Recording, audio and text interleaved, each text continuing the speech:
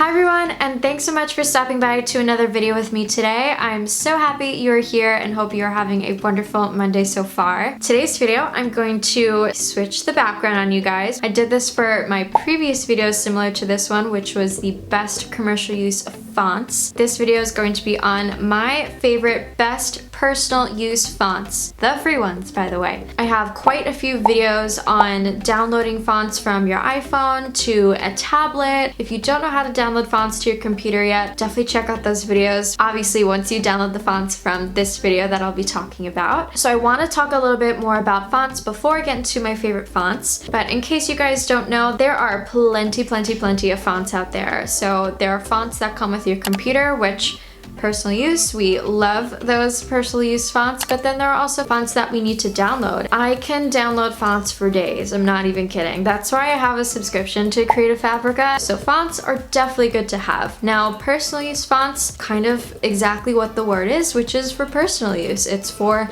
yourself. So if I wanted to make a t-shirt for myself, I can download a font and it's mine and I'm not making any profit off of it. Every single font, which I did show you in my last video, comes with a please read me kind of text, and it shows you what you can use the font for and its legal rights and everything. So where do I download my personal use fonts? I think you can take a guess. DAFONT.com. I have so many fonts from there and I love the variety that they have. And another thing that I really like about them is that you can filter out what fonts you want. So if you want a script font, if you want a handwritten font, you can filter that on that website, and it is a safe website, guys. I do not like to stray from any other websites besides DaFont, just because I've visited a lot of other font websites and I've gotten some ads. It just had kind of a sketchy vibe to it and I did not like that. I will only recommend the best to you guys. I hope you know this by now from watching me. So DaFont is my #1 personal use font website, and also if you don't know, Google. Google has everything. Someone commented on my last video, which I will post the comment right here, and she stated that you can download those for personal and commercial use as well. So I'm so excited to show you guys some Google fonts and some DaFont fonts. DaFont fonts. Say that